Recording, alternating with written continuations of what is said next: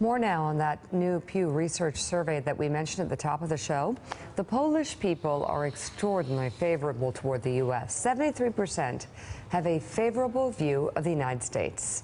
That's the highest in all of Europe and well above the median, 46%. Let's just stop right there really quickly. Why is that, Richard? Why other than Dr. Brzezinski's, of course, great heritage and Morning Mika, what are the reasons why the United States remains so popular? Because when the countries that used to be in the Warsaw Pact, in the Soviet bloc, when after the end of the Cold War, when they emerged, they saw the United States as the principal agent of their freedom, of essentially getting them out from under.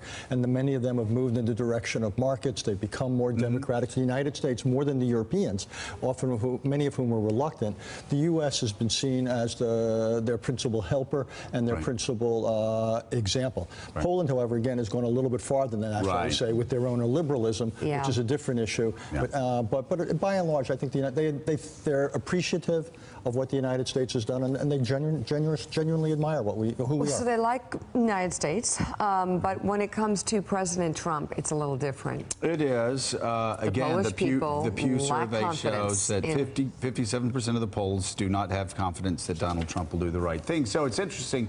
The Poles are one of the countries that actually can separate their feelings for the president and the country. The president does not inspire much confidence in Europe. Just 7%, Caddy K, in Spain are confident he will do the right thing. 10% in Sweden, 11% of Germans, 14% in France, 22% of the British, and 25% in Italy. Throughout the world, confidence in the president is weak.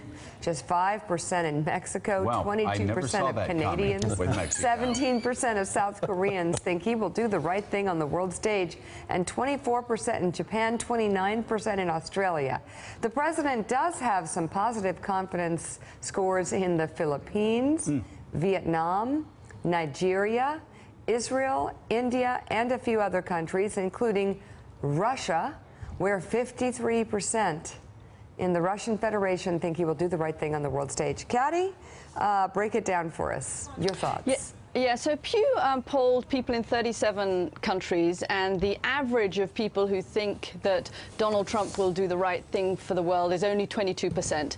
That compares to Barack Obama, who had something like 64% confidence around the world when he left office. And it's partly politics and it's partly personality. It's things like pulling out of the TPP. The other things that are mentioned are withdrawing America from the Paris Climate Accord, a sense of isolationism. People don't like those things. But it's also about the president's personality. So the words that come up are most people around the world, according to this poll, believe that President Trump is arrogant. They think that he is even dangerous for world affairs. On the flip side of that, some people do have a positive view. They think that he is strong, and even some think that he is charismatic. But you're right, overall the picture's not great for President Trump, and I think the big question is, what does this do for America and for America's national security? Because there will come a time where America needs its allies, it needs its intelligence to be believed. We may be on the threshold of that moment right now, and going to this G20 summit with the world so opposed to not just you, but to your policies, to your sense of isolationism, it's going to be very hard for America to rebuild from this. And Willie, our research assistant, Richie Haas. Yes. Just Little Richie. Little Richie. He's going to go places. Yeah. He just needs to learn how to shave.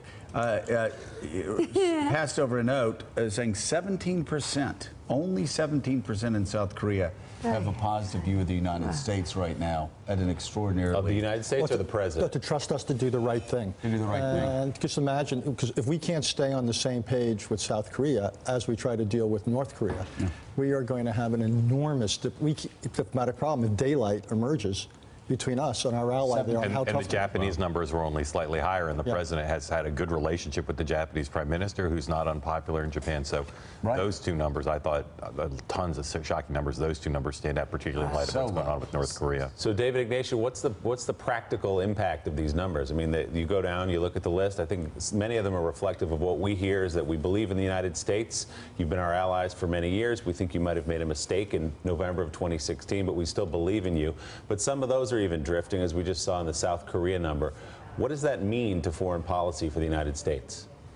Willie, I fear what it means for Donald Trump is it reinforces his feeling that at the end of the day, it's America first. We have to go it alone. We can't trust our allies. Our allies don't really stand with us. They don't spend enough for defense. They don't really support me and my policies. This is a time where an embattled, defensive U.S. president feeling isolated could easily make a miscalculation. And so I hope that in these meetings with allies, he will meet with the Japanese Prime Minister. He'll meet, obviously, with President Xi and President Putin, that the conversations will be such that they produce joint action to deal with these problems. As our commanding general in South Korea said, we are in danger of war with North Korea. And if we want to avoid that, it's essential that our president talk with other leaders. These figures, these numbers show you how difficult that will be. Donald Trump's instinct will be to say, I can't trust anybody, I'm going to do it myself. Yikes. That's not good. Thanks for checking out MSNBC on YouTube, and make sure you subscribe to stay up to date on the day's biggest stories. And you can click on any of the videos around us to watch more from Morning Joe and MSNBC. Thanks so much for watching.